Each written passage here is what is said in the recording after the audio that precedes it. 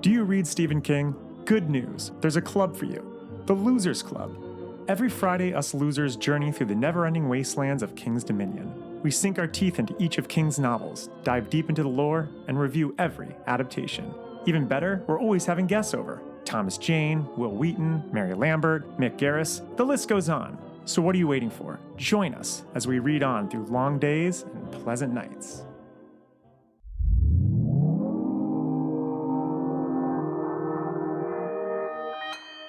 Consequence Podcast Network.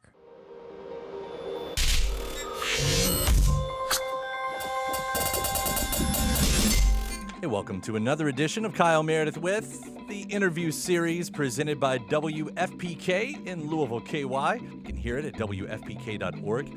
Also, Consequence of Sound and the Consequence Podcast Network. As usual, a big thanks to all of you who chime in every single week, listen to the multiple episodes that we release, new ones every Monday, Wednesday, and Friday. That's right, it's a podcast with 3 episodes every single week. If you're a big as nerd as I am, that's something you're into, though. You love hearing about all your favorite artists and what they're up to, what they're releasing, what they're going to release, the whole story. Then we're a great one to follow. So if you're not already a subscriber, please use this as the commercial, as the ad to do so. Of course, you can find us at Spotify and YouTube and Apple Podcast, NPR.org, wherever you get your podcast from. Thanks to everyone who's been leaving the comments, too, saying hi in the various comment places that you can do so, whether it's, what you liked about the interview, where you're listening from, questions about what we were talking about. Always appreciate all of that. I'm Kyle Meredith, and today I'm talking with Nathaniel Rateliff, a man who has had gigantic success in the past few years, starting with 2015's Nathaniel Rateliff and the Night Sweats record, and following that up with 2018's Tearing at the Seams.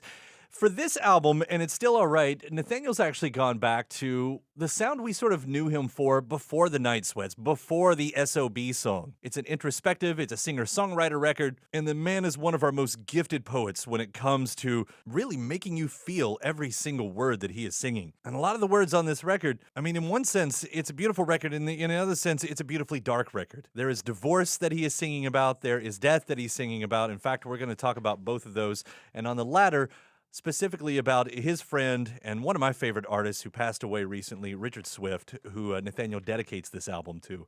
We're going to sing the praises of Richard Swift. We're going to talk about how this man was able to pull the sounds out of artists that he did. And we'll hear about how the record ultimately is looking for hope. It's finding hope. And how do you dig a song out of the darkness when you're, discussing themes like this? But there's also lighter fare. It's not all heavy. Nathaniel recently launched a cannabis line with WIllie Nelson. If you're going to do it, you might as well do it with Willie, so we're going to hear about that, as well as opening for the Stones. The Night Sweats got to do so in 2019. I think it was August of 2019. I want to hear what that experience is like, because I got a feeling it's a bit different than the usual show. So let's get into it, talking about this beautiful new record called And It's Still Alright. It's Kyle Meredith with Nathaniel Rateliff. This is Nathaniel. I figure you're doing the dating game today, the phone dating. Oh boy, yeah. But it's been a couple weeks of that. At least it's not all in German today. So that's helpful. The questions are better because I don't get the. And it's funny you would come out this way to promote the records that no one would listen to. The style of music in this country is not widely liked. How do you answer that? Oh, thanks for talking to me for 30 minutes. Well, I think it's just a mix-up in translation that the Germans. It's an ongoing theme among musicians to have the German compliment, as we call it. I think. So. Let's start. So first off, all compliments on the record. It is gorgeous. It is beautiful. I was, we here at WFPK in Louisville, we were big fans of the early stuff, so it's nice to hear this again. Not that we haven't enjoyed the Night Sweats immensely, but was there always a plan to come back to this side, or how did it happen? There's always a part of me that enjoys this sort of approach to writing and even the performance aspect of it. It's very different than the Night Sweats. But also, it's, I know what the Night Sweats need to be and what I want them to be. This kind of record allows me as a singer-songwriter to kind of stretch my wings and touch different genres that I really like as a writer. And even as a guitar player to kind of do some things differently that I don't feel will fall into place with what the Night Sweats are. I know every album is different regardless, but having now done 2 Night Sweats record, which was, such a different, bombastic turn from the softer solo side with great success. So do you feel like there's a difference now that you've returned? I feel even listening back to some of the older material in rehearsals, I feel like so much more. I have a better understanding of my voice, and I'm so much more comfortable in it. And I feel like that really adds to the delivery now in comparison to what I did when I was younger. You'd mentioned your voice and everything. I even noticed like a track like All or Nothing. Like this sounds like something new. Like are you doing something with your voice on that one? Have you found a new character is not the right word. I don't feel Well, I mean that's a reasonable character is a pretty that's a reasonable word to use. I know what you're saying. I think with songs like that, and there was another one I was playing it for some other songwriters. They're like, a new voice, huh? I was like, I guess I don't know. Sometimes like with that song in particular, that sort of like it just kind of came out sounding like that, and it didn't really sound like I was making myself be a character. It just felt really natural. So I just kind of let it be that thing. So. Well, it's interesting kind of hearing all those moments, and it's always weird asking about the darker side because I know that there's a lot of that wrapped into this. It's from the interviewer side of it. We're always so separated from it that it's like, it sounds like it's trivial when we ask about it. But, I do bring up because this is, am I right? This is sort of like a divorce record wrapped into a death record. Yeah, that's a pretty gnarly way to describe it, but I guess it's kind of that, yeah, so. These songs, some of them I was working on as I was, the second Night Sweats record, I was going through a divorce and didn't really feel like I could, certainly a bunch of those songs were about that as well. But I didn't feel like I guess that I was able to talk about it clearly without, I was trying to be sensitive to the situation, and now that's a couple years removed. And so I guess, and also, divorce is one of those things that it's a real process. Doesn't feel like anybody really wins on the other side of it. Right. So, as time goes along, you have different feelings about it. And so just being able to write songs from the point of the second Night Sweats record until recently has been nice, and it's a good way for me to process things. So, and then, of course, this record would have been something that I was going to make with Richard Swift, who we had, I was playing him the songs as we were making the second Night Sweats record, and unfortunately he passed away, and so some of the songs are about that as well, and the record is dedicated to him. So, and we should sing his praises while we have that moment too, because I was such a fan. I'm still such a fan of Richard Swift, because, like, how did he do what he did? I never, that's not really a question that he could ever answer if I ever asked him that. But it's like he understood what had been lost sometimes in modern songwriting and technology. I don't know if that's a good way to put it or whatever, but he had magic in what he did. Yeah, there's definitely, he had a real ear he had a way of making things sound so much better than other people could make them sound, I guess.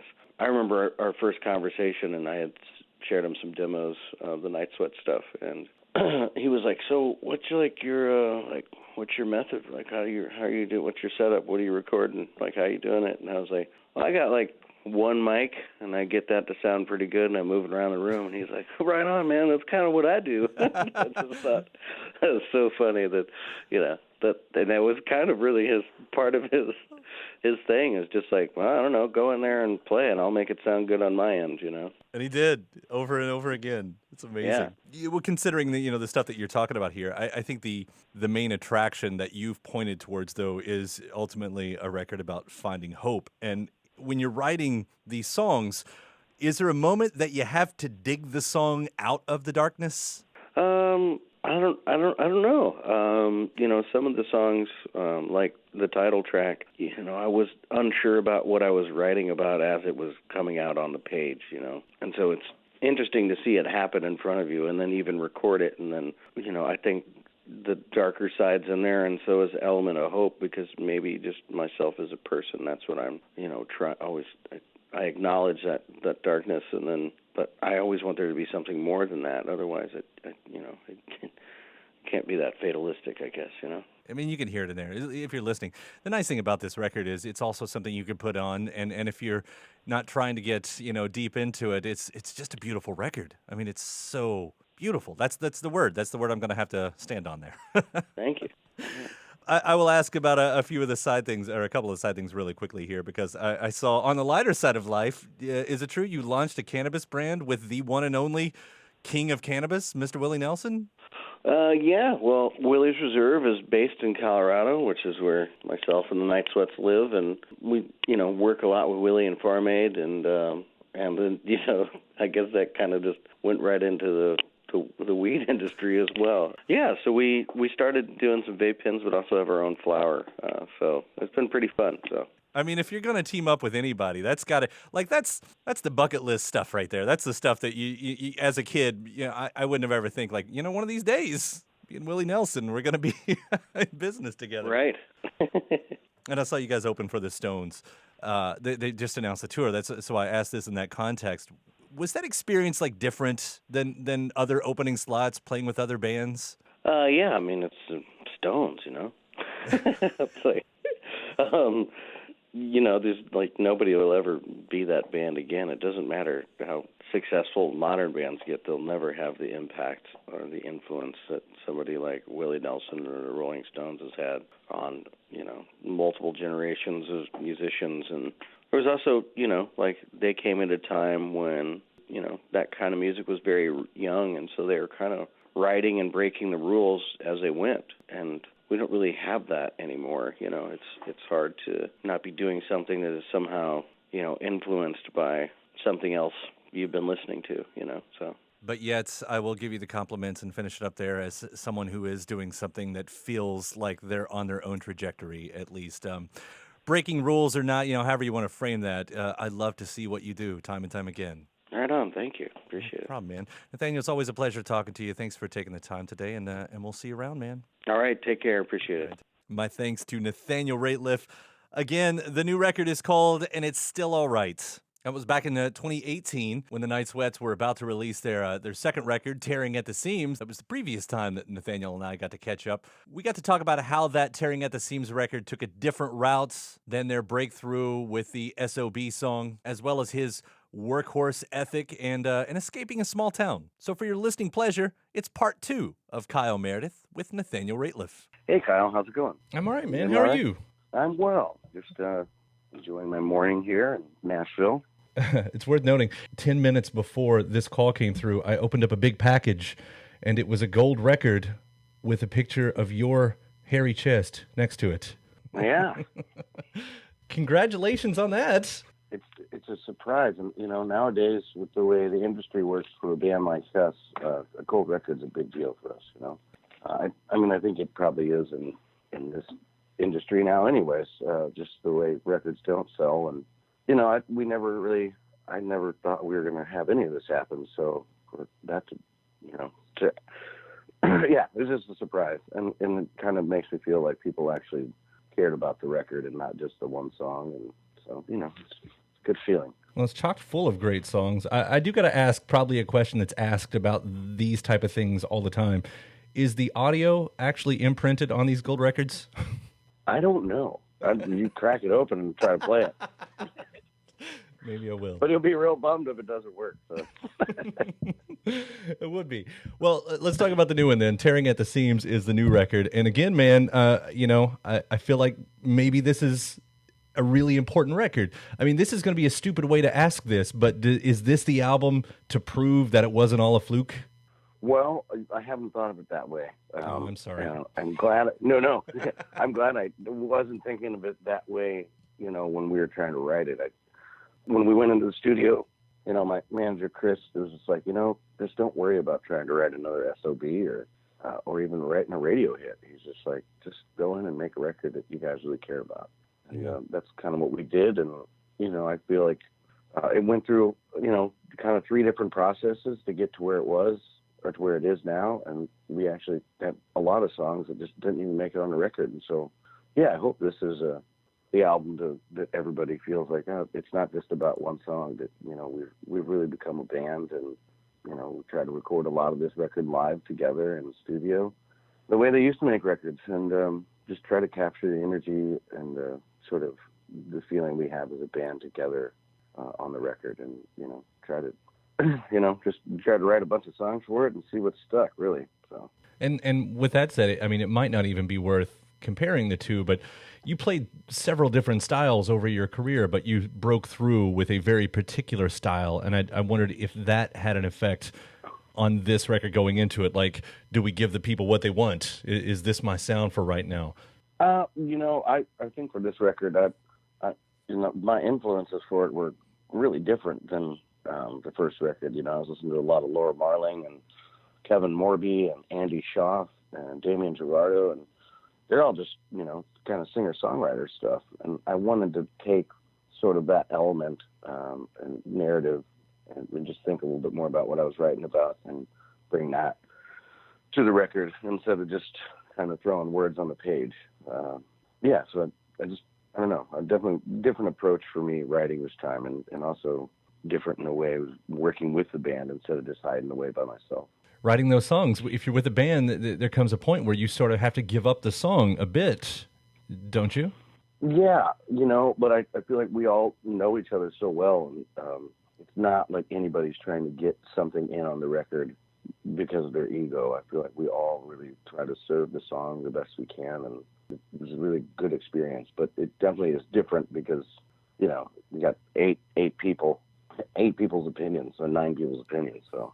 Richard Swift is helping out on this one again. Is that right? Yeah.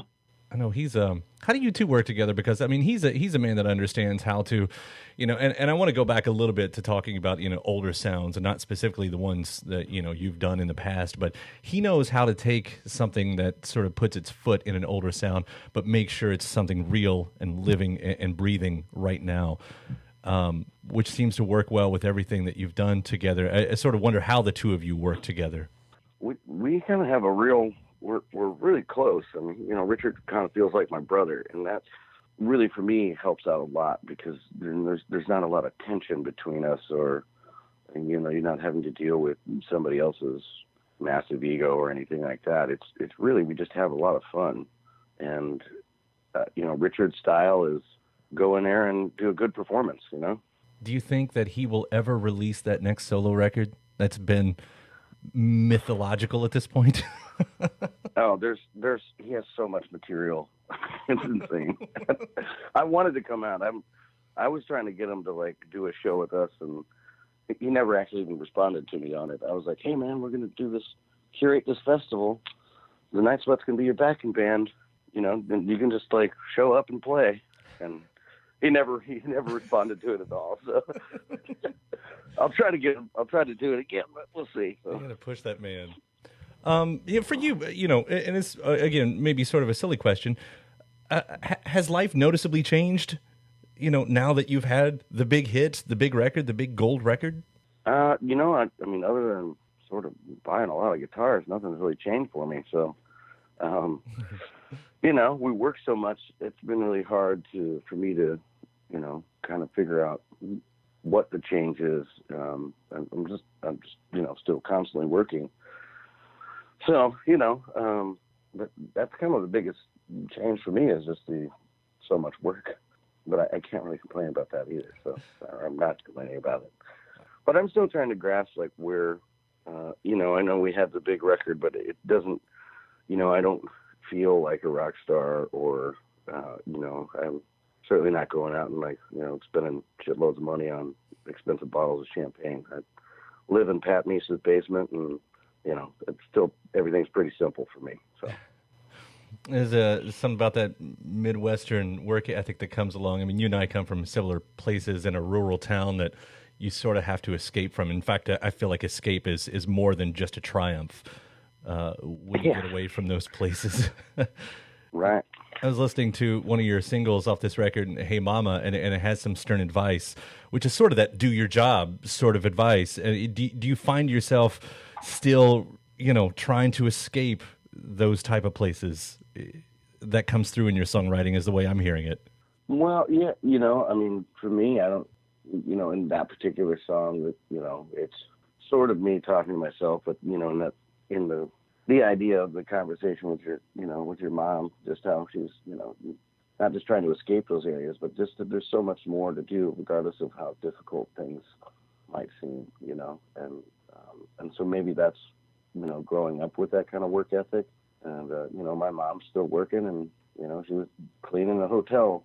Now she's running the kitchen. So, life continues, and the work always is there. And I just, I don't know that song's so much about escaping those places, but embracing the work that's there, and accepting that there's so much more to life and what we have to offer each other, and there's sort of beauty in that struggle, really. When I heard that, I could hear the advice coming from the parent to the child, but I also heard it as you just repeating a mantra to yourself, like, this is the deal. Yeah, no, it definitely is that. It's funny to write, I feel like with this record, there's a lot of stuff that I was writing from a personal aspect, but wanted to change it enough so that, so that people would connect with it. And, I think the thing I always love about songs is when you're listening to the song and you feel like it was written for you or about your situation and your life. And it's always left up to the interpretation of the listener. And that's kind of the beauty of songs to me, it's just like, man, when I listen to something, I'm like, God, this is like totally about me and what's happening in my life right now. And, I'm trying to write from a perspective for this record that I hope people can connect in that way to the songs. No, that's what we're all craving as music fans. That's what we want. And you're dishing it out, so I appreciate it. Hell, hey, I'm trying. Luckily I'm kind of a screw up, so I keep just the material just flows out of me, Yeah, well, thanks for bearing your soul as you did bare your chest. Yeah, my pleasure. Nathaniel, it's been a real pleasure talking to you. We'll see you again May 12th at the Iroquois Amphitheater. It's going to be fun. All right. I look forward to it. Thanks for your time. All right, man. Take care. You too. Bye. Nathaniel Rateliff back from a 2018 interview right there. Again, that was behind the Nathaniel Rateliff and the Night Sweats record called Tearing at the Seams. And one more time, the new album, and it's still all right. You got to go check it out. Another fantastic LP in an increasingly long line and very impressive catalog of music. And also a big thanks to you for making it to the end here. Checking out the episode, always appreciated. Before you get out of here, if you're not a subscriber to the series, take that moment, let us do the hard work, make it easy for you. You can follow along on YouTube, on Spotify, on Apple Podcasts, NPR, Stitcher, wherever you get your podcasts from. Just type in Kyle Meredith with and subscribe. And then after that, head to WFPK.org, where I do a show Monday through Friday at 6 p.m. Eastern, which is an hour full of song premieres, of music news, anniversary spins, and bonus interviews. Again, that's WFPK.org. ConsequenceOfSound.net has your music and film news. You can find me on just about any social media platform, all the major ones anyway, at Kyle Meredith. That does it for another edition. I'm Kyle Meredith. I'll see you next time.